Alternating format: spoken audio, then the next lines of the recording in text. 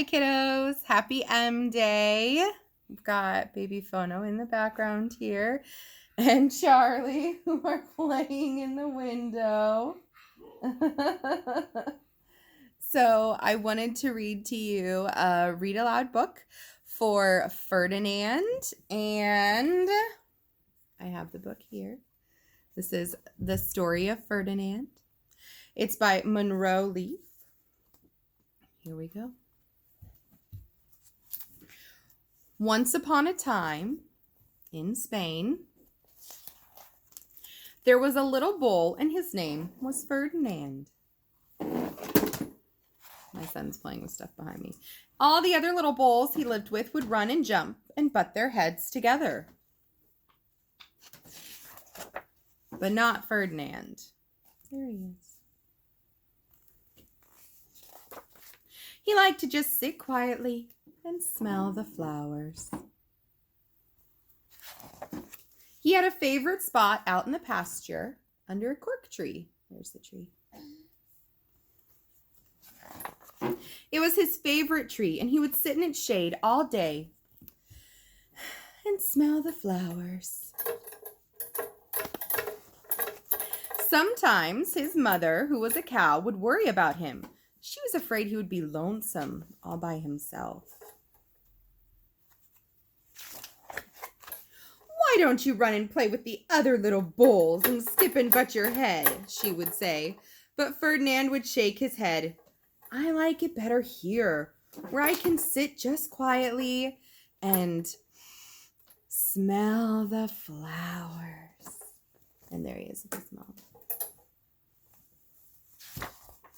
His mother saw that he was not lonesome, and because she was an understanding mother, even though she was a cow, she let him just sit there and be happy.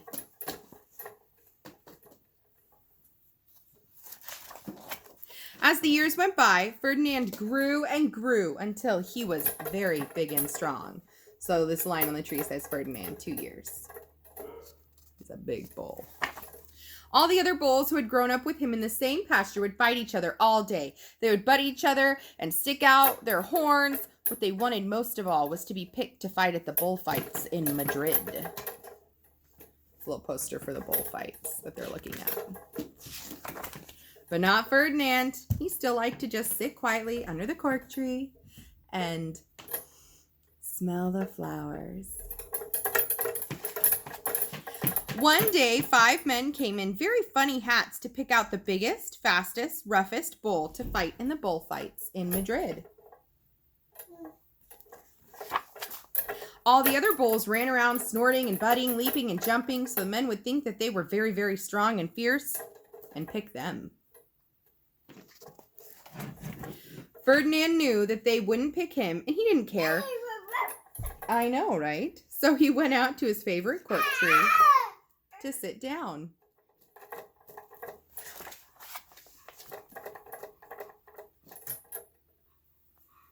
He didn't look where he was sitting, and instead of sitting on the nice cool grass in the shade, he sat on a bumblebee. There's the poor bumblebee who's like, "Oh." Well, if you were a bumblebee and a bull sat on you, what would you do? You would sting him, and that is just what the bee did to Ferdinand. And this is the face of a bull who just realizes he's been stung. Wow, did it hurt! Ferdinand jumped up with a snort. He ran around puffing and snorting, butting and pawing the ground as if he were crazy. So here's the bee, and there he jumped up. The 5 men saw him, and they all shouted with joy. "Buddy, no thank you."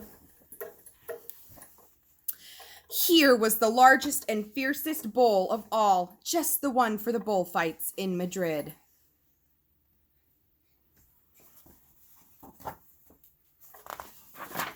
So they took him away for the bullfight in a cart. There he is, in his cart.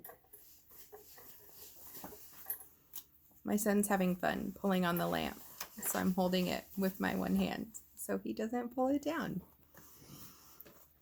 What a day it was. Flags were flying, bands were playing. So here you can kind of see down there in the street there.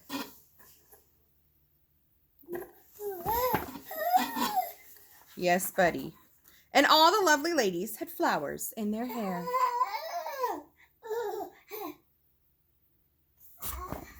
Yes, would you like to listen to the story? They had a parade into the bull ring. You could come listen to the story instead of trying to climb everything. First came the bandoleros with long, sharp pins with ribbons on them to stick in the bowl and make him mad.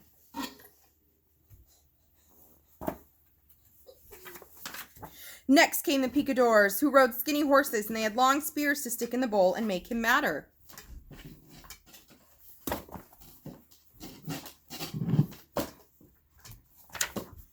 Then came the matador, the proudest of all. He thought he was very handsome and bowed to the ladies. He had a red cape and a sword and was supposed to stick the bowl last of all. Then came the bull, and you know who that was, don't you? Ferdinand.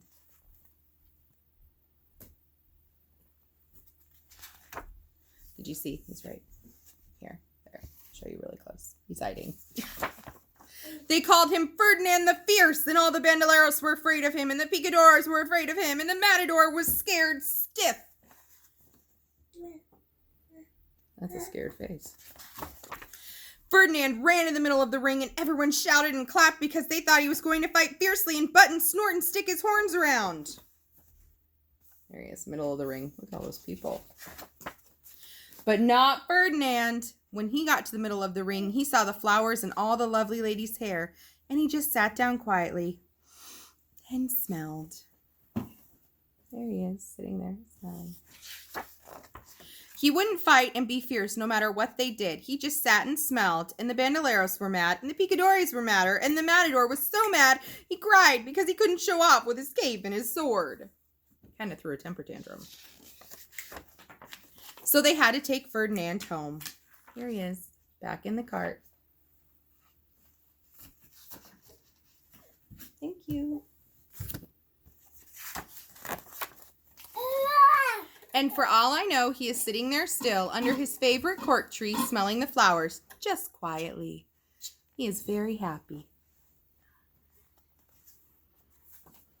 I like this story. And that's the end. I like this story because... Come here, monkey. Yeah. I like this story because he doesn't want to fight. He just wants to be happy, and he just wants to smell the flowers. Yeah, which I like. Huh.